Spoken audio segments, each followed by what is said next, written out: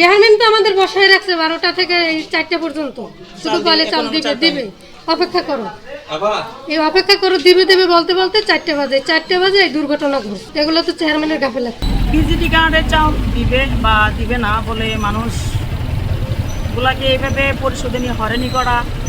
আজকে একটি তাজা প্রাণ চলে গেল, আজকে এই মাসুম বাচ্চা কোথায় মা পাবে সে?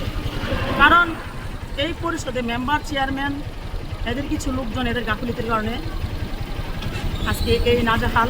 এখনও পর্যন্ত মানুষ এই গরমের ভিতরে মানুষ অনেক কষ্ট করতেছে। এখন পর্যন্ত অনেকে কাউকে চাল দেয় নাই। চাল দিতে না পারলে না করবে যে চাল আমরা দিব না। বাট কেন এদেরকে চাল দিবে বলে নিয়ে মানুষগুলোকে এত হয়রানি কেন করলো? একটা মানুষ মারা গেল, একটা মাসুম বাচ্চার মা হারালো, একটা ফ্যামিলি একবারে রাস্তায় নেমে গেল। মোনালিসা হেভি ফ্লো 15 পিস প্যাকেটের সাথে 8 পিসের একটি প্যাকেট একদম ফ্রি।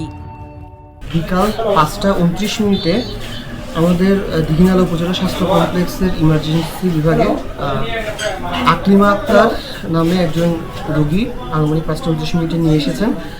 স্বামীর নাম রুহুল আমিন, বয়স 26। তো রোগী নিয়ে আসার পরে আমরা পরীক্ষা করে দেখলাম যে রোগী মৃত। আমরা আসলে একটা দুঃখজনক ঘটনা ঘটে গেছে। যেহেতু আমাদের একজন ভাতাভোগী, তিনি ভাতা নিতে গিয়ে অসুস্থ হয়ে মৃত্যুবরণ করেছেন।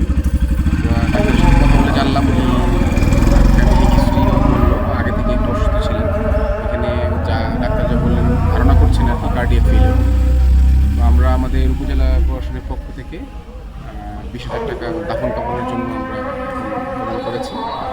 আর আমরা বিষয়টা কী হয়েছে এটা আমরা খতিয়ে দেখব, আমাদের এটা কার গাফিলতির কারণে এটা হয়েছে, কেন